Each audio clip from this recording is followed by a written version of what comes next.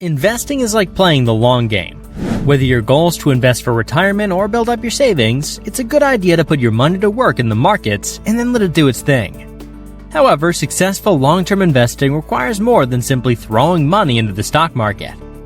In this video, Stealth Wealth Society will provide you with 7 friendly tips to help you navigate the world of long-term investing and make the most of your investments.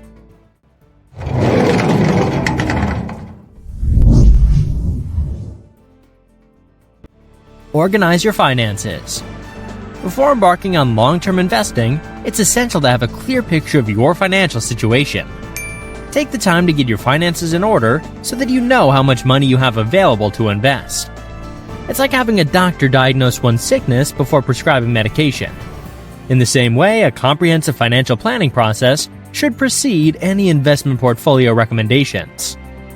Start by assessing your assets and debts, creating a manageable debt management plan, and determining the amount needed to establish a solid emergency fund. By addressing these financial tasks first, you ensure that you can invest for the long term without the need to withdraw funds prematurely. Withdrawing money early from long-term investments not only hampers your goals, but may also result in selling at a loss and incurring potentially high tax implications.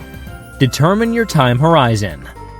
Each person has unique investing goals, whether it's saving for retirement, funding their children's education, or building a down payment for a home. Regardless of the specific goal, the key to successful long-term investing lies in understanding your time horizon, the number of years before you'll need invested money. By knowing when you'll require the funds you're investing, you can make more informed decisions about suitable investments and the level of risk you're comfortable with. Picture this. Parents are investing in a college fund for a child who's still 18 years away from attending college. They might consider taking on more risk. They may be able to adopt a more aggressive investment approach because their portfolio has ample time to recover from market fluctuations. Choose a strategy and stay committed. Once you've defined your investing goals and time horizon, it's crucial to select an investing strategy and remain committed to it. You may find it helpful to divide your overall time horizon into smaller segments to guide your asset allocation decisions.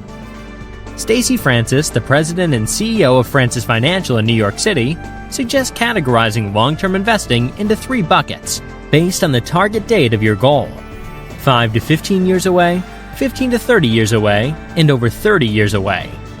For the shortest timeline, it's recommended to have a more conservative investment approach, with a portfolio consisting of around 50 to 60% stocks and remainder in bonds. On the other hand, the most aggressive approach could involve allocating as much as 85% to 90% to stocks. It's important to have guidelines, but also acknowledge the need to personalize your strategy based on your own circumstances.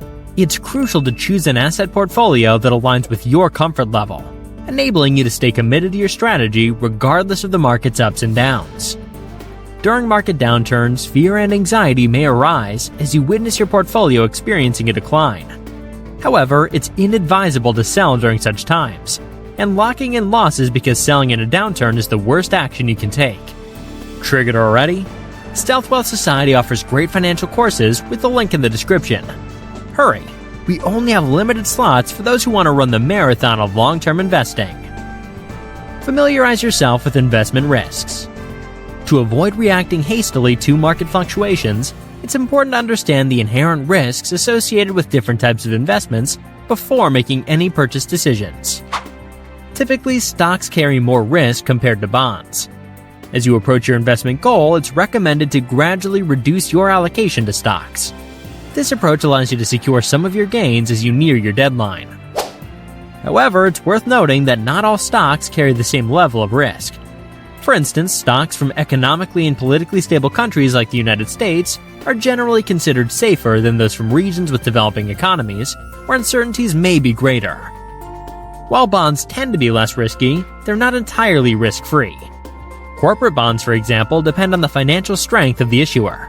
If a company goes bankrupt, bondholders may face losses if the debts cannot be repaid. To minimize the risk of default, it'd be better to invest in bonds issued by companies with high credit ratings. Assessing risk goes beyond relying solely on credit ratings.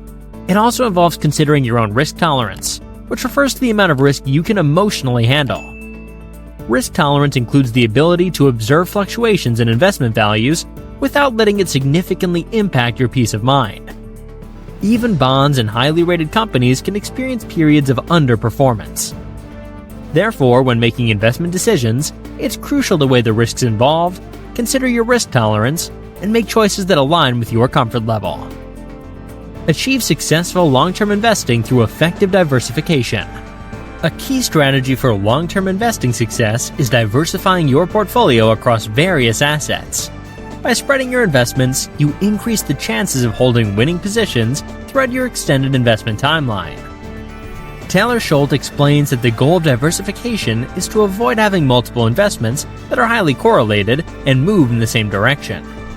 Instead, you want your investments to move in different directions, which is the essence of diversification. While your asset allocation typically involves a mix of stocks and bonds, diversification goes beyond that. Within your stock portfolio, you can consider different types of investments, such as large cap stocks. These are the shares of companies with a total market capitalization exceeding $10 billion.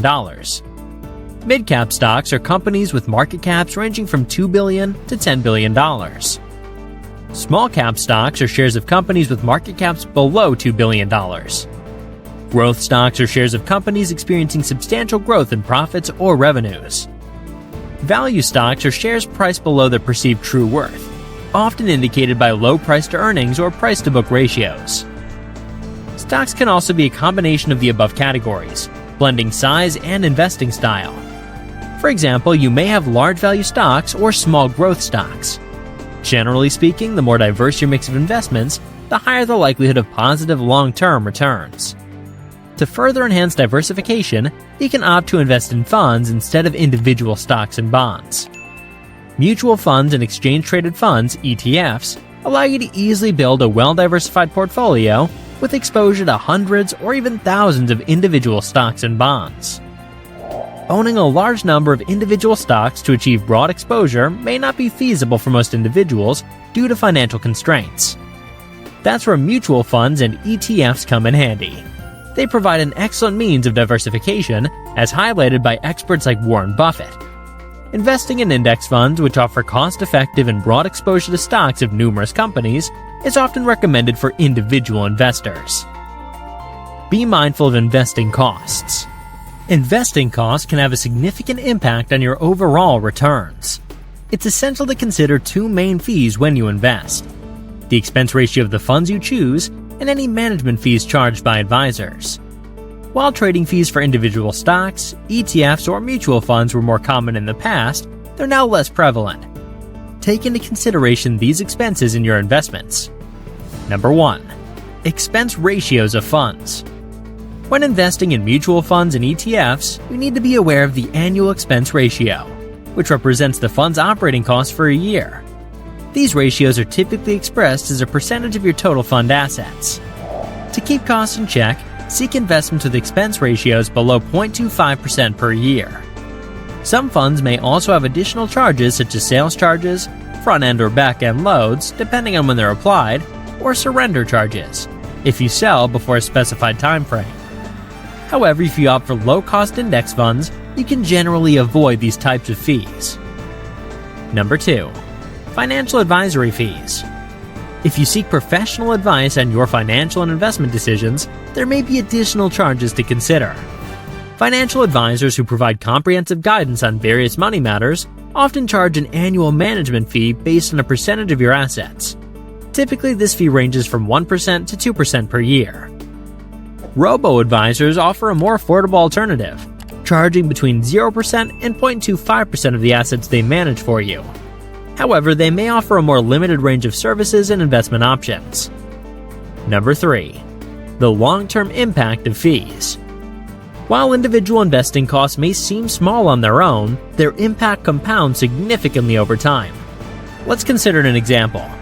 If you invested $100,000 over 20 years with a 4% annual return, paying 1% in annual fees would leave you with nearly $30,000 less than if you'd kept your costs down to 0.25% in annual fees, according to the U.S. Securities and Exchange Commission. If you'd been able to keep that amount invested with the same 4% annual return, you would have earned an extra $12,000. In other words, by opting for lower-cost investments, you would have had over $40,000 more in your portfolio. Therefore, it's crucial to be mindful of investing costs as they can significantly impact your long-term returns. By choosing low-cost options and minimizing fees, you can potentially maximize your investment outcomes. Regularly review and fine-tune your strategy. Even though you've committed to sticking with your investing strategy, it's important to check in periodically and make necessary adjustments. Try hiring professionals to conduct thorough portfolio reviews for their clients on a quarterly basis. While passive investors and index funds may not need to check in as frequently, most advisors recommend at least an annual review. During your portfolio checkup, ensure that your allocations are still aligned with your intended targets. In fast-growing markets, certain stocks may outpace their intended portion of your portfolio, requiring rebalancing. Failing to update your holdings can lead to unintended deviations in risk exposure, which carries its own set of risks. That's why regular rebalancing plays a vital role in maintaining your strategy. It's also worthwhile to assess the performance of your holdings to ensure they're meeting your expectations. Overall, successful investing revolves around staying focused on your financial goals and avoiding the distractions of market noise and media coverage. This means embracing a buy and hold mentality for the long term, regardless of any news or market fluctuations that may tempt you into trying to time the market. Investing should be viewed through a long-term lens. Thinking short-term and trying to predict market movements is not true investing. It's trading. The essence of investing lies in the long-term approach.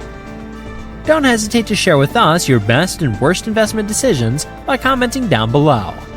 Give us a thumbs up and subscribe to our channel to stay in the loop of financially enlightening updates from Stealth Wealth Society.